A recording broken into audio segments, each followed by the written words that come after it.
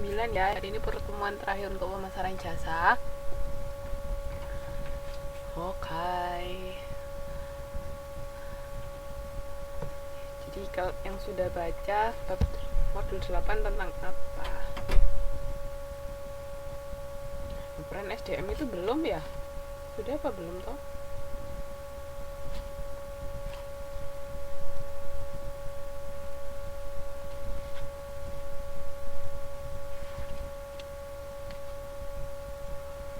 Iya mbak, saya juga banyak kesalahan teknis. Kayaknya sudah sempat kita bahas sebentar nggak sih sebelum waktu itu mati akhirnya. Ayo. Nah, jadi peran sumber daya manusia dalam organisasi jasa. Kan karyawan itu kan penting. Nah, ini pengelompokan sumber daya manusia ya. Ada contractors berhubungan secara intens dengan konsumen. Itu yang langsung berhadapan, kayak bagian sales people itu masuk situ.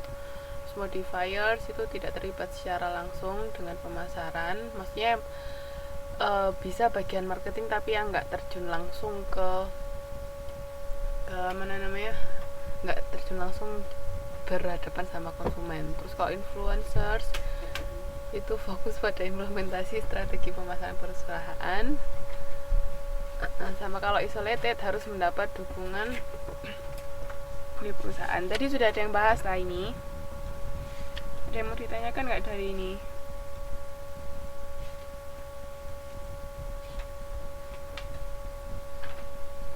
Jadi jangan lupa ya, ada contractors, pencatatan keuangan itu yang bagian dalam. Ini bisa di yang bagian isolated di situ. Tapi sebenarnya kalau di jasa ini mereka lebih ke marketingnya, cuman bisa kalau keuangan itu masuk yang ke isolated, jadi yang benar-benar di dalam.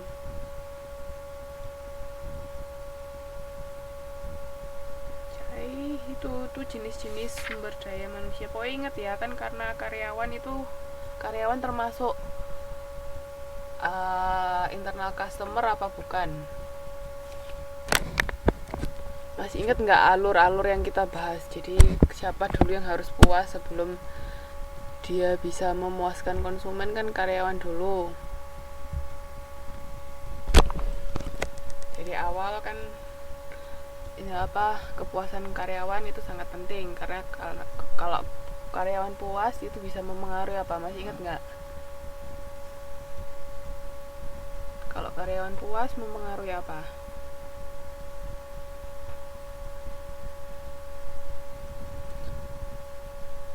Belum langsung profit itu kan terakhirnya Mbak Soleha. Profit itu memang tujuan akhir dari perusahaan, cuman alurnya yang dari bagian-bagian yang kita bahas dulu. Dari awal kalau karyawan puas dia akan apa dulu? Bisa menghasilkan pelayanan baik. Sebelum itu apa? Bisa dia akan bertahan di perusahaan kan. Kalau karyawan tuh puas dengan pelayanan perusahaan, dia akan bertahan. Terus kalau dia bertahan, dia bisa melayani konsumen dengan baik, pelayanannya oke. Nah, kalau pelayanan diberikan oke, konsumen akan puas apa enggak?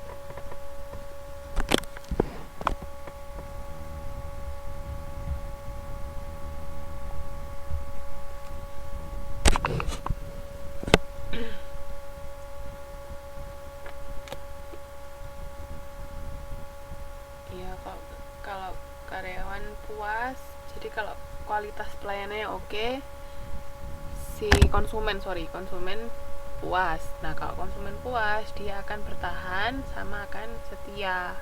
Nah, kalau konsumen bertahan sama setia, dia akan bisa mempengaruhi meningkatan revenue perusahaan sama profit, ya kan? Alurnya jangan lupa ya mbak ya. Masih inget toh, dari beberapa bagian kan ada beberapa kali bagian yang kita bahas kan. Apa sudah lupa? Ingat apa sudah lupa? Halo?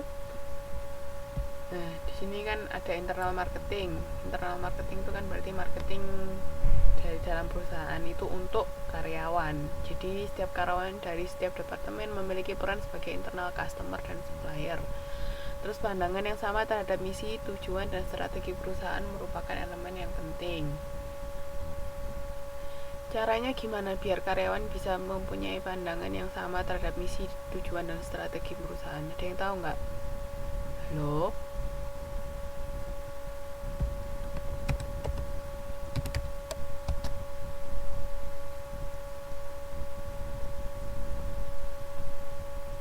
Ada yang tahu nggak caranya biar karyawan bisa memiliki pandangan yang sama terhadap misi, tujuan, dan strategi perusahaan?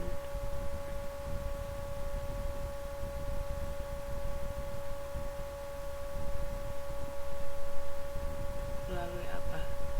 Tadi suara saya hilang, tak?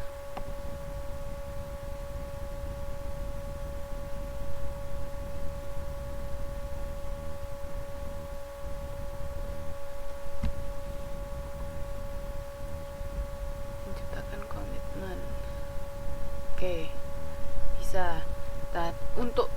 Untuk bisa seperti ini, pertama kali pengenalan misi perusahaan itu waktu kapan ke karyawan kira-kira?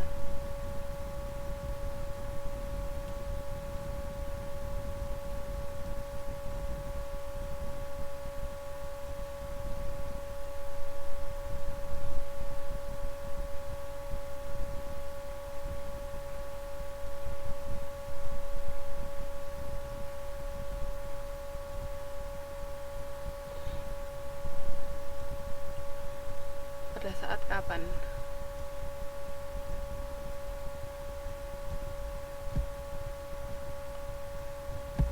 Langsung waktu perekrutan atau ketika sudah diterima?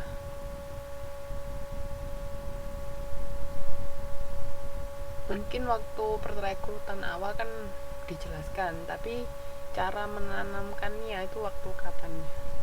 Maksudnya kan kalau dijelaskan secara sekilas mungkin kita semua ya tahu kan, juga kita bisa baca visi misi perusahaan dari annual report perusahaan itu ada. Nah, waktu mulai training. Nah, training itu saat yang tepat untuk menanamkan ke karyawan bahwa visi misi perusahaan itu seperti ini. Terus yang harus karyawan lakukan itu seperti ini, strateginya seperti ini. Terus misalnya masing-masing job desk-nya itu harus dilakukannya seperti ini, itu waktu training. Oke? Jadi makanya setiap karyawan baru di perusahaan apapun biasanya dia pasti ada yang namanya training kan, paling enggak 3 bulan atau 6 bulan atau tergantung kebijakan masing-masing perusahaan. Oke? Mbak dulu di training dulu nggak sebelum mulai kerja?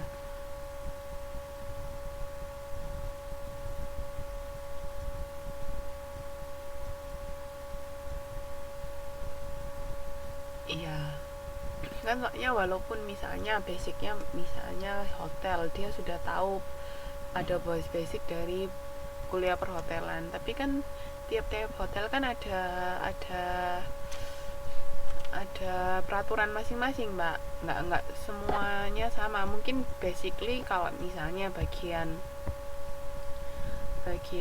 cleaning service, membersihkan, atau bagian resepsionis harus menyapa itu sudah pasti, tapi kan ada hal-hal penting yang tiap perusahaan itu nggak sama kan. Nah, itu makanya perlunya training di situ. Jadi basic yang mereka dapat di kuliah itu hanya secara garis besar, tapi begitu masuk ke detailnya itu ya ketika dia sudah masuk diterima jadi karyawan di perusahaan tersebut. Oke.